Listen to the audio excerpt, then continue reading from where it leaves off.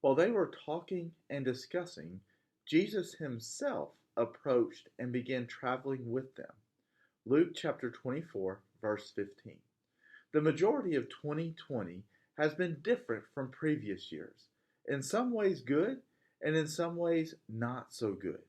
One of the good things about 2020 is that it forced many of us to slow down, to spend some time at home, and to take a break from our action packed lives.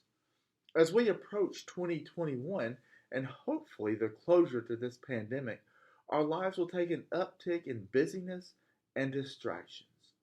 We have to be careful to not let an increase in demands on our schedule and time create a distance between us and the Lord. During times like these, our first inclination may be to simply hold off meeting with the Lord until this bumpy patch passes, allowing us to get back into the swing of things when it is over.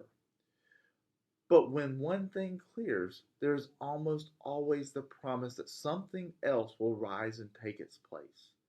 This means that if you confide only in God during the times that are tough, you may have spoken with Him and heard from Him for the last time in a long time.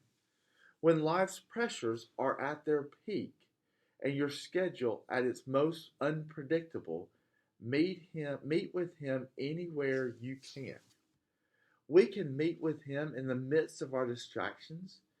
Keep His Word strategically positioned before you in this eventful places and spaces in our lives. Like the verse in Luke says, Jesus was known to meet people in the middle of the day fishing business while traveling from one village to another.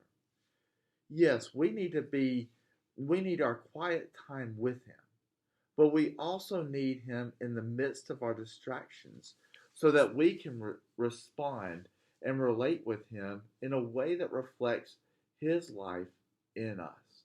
I challenge you that if today is one of those days where you can't see yourself to the end because you have so much to do, allow Him to see you through.